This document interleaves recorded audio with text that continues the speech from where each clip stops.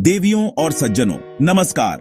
आज हम केबीसी के मंच पर नहीं बल्कि ज्ञान के एक ऐसे अनोखे अध्याय में प्रवेश कर रहे हैं जिसका जिक्र हम बचपन से सुनते आ रहे हैं, सांप और नेवले की दुश्मनी।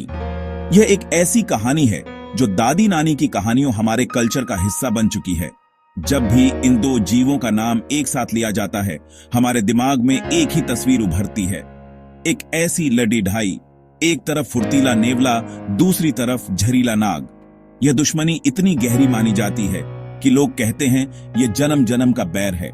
यह विश्वास इतनी गहराई से बैठा है कि हमने मान लिया है, सांप और नेवला देखते ही मारने को दौड़ पड़ते हैं। देवियों और सज्जनों, हमारी सोच पर सबसे गहरा असर डालती हैं कहानियां, और सांप नेवले की दुश्मनी की कहानी बार बार अलग अलग रूपों में हमें सुनाई गई है।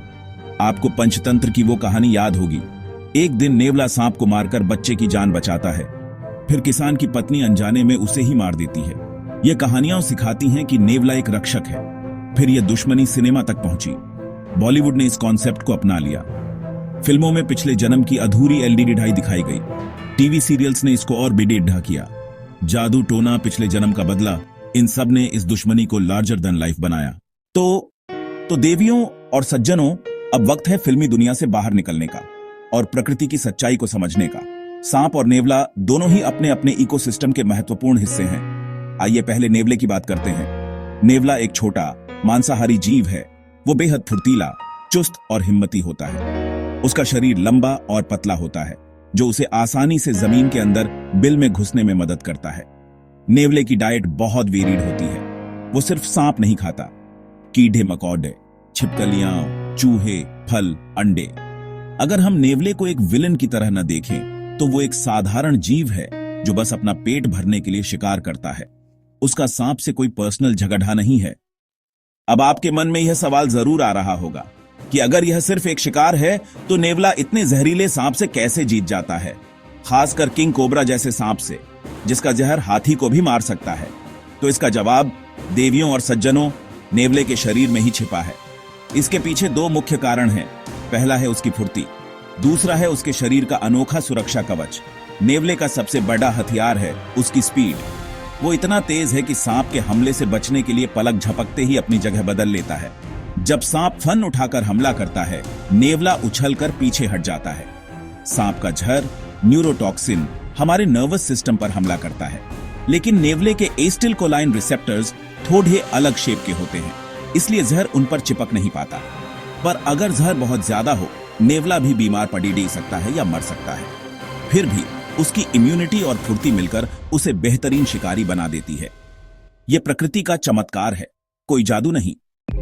तो अब हम यह जान चुके हैं कि यह दुश्मनी नहीं बल्कि शिकारी और शिकार का रिश्ता है। तो अगला सवाल, यह लड़ाई आखिर होती कब? क्या हर बार आमने सामने होना युद्ध बन जाता है?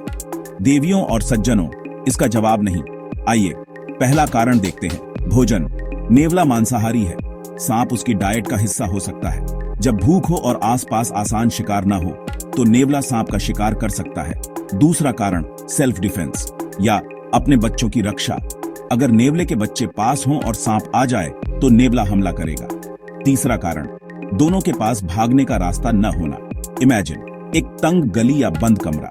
दोनों घबरा जाते हैं, डर से लड़ाई शुरू होती है। दोनों अपनी जान बचाने के लिए लड़ देते हैं। देखिए, हर लड़ाई के पीछे लॉजिकल बायोलॉजिकल कारण होते हैं। ये कोई फिल्मी बदले की कहानी नहीं है।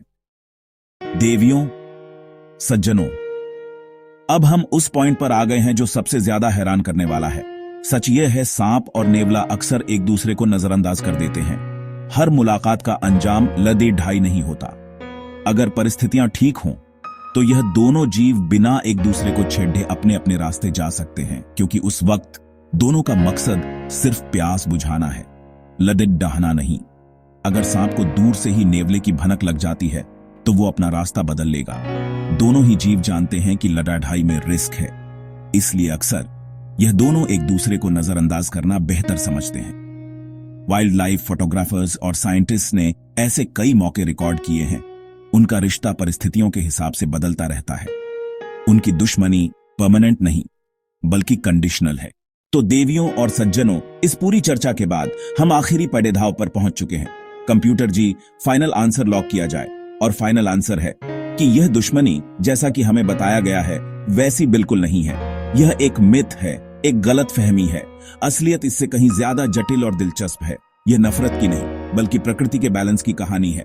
हमने देखा कि यह जन्मजात दुश्मन नहीं है, उनके बीच का रिश्ता एक शिकारी और एक शिकार। तो आइए इस गलत फहमी को दूर करें और प्रकृति को उसके असली रूप में देखने की कोशिश करें। ये कहानियां मनोरंजन के लिए अच्छी हैं, लेकिन उन्हें सच मान लेना ठीक नहीं। उम्मीद है आज इस विषय पर आपका ज्ञान बढ़ा होगा और आपकी सोच में एक पॉजिटिव बदलाव आया होगा। शुभ रात्रि, शब बखैर।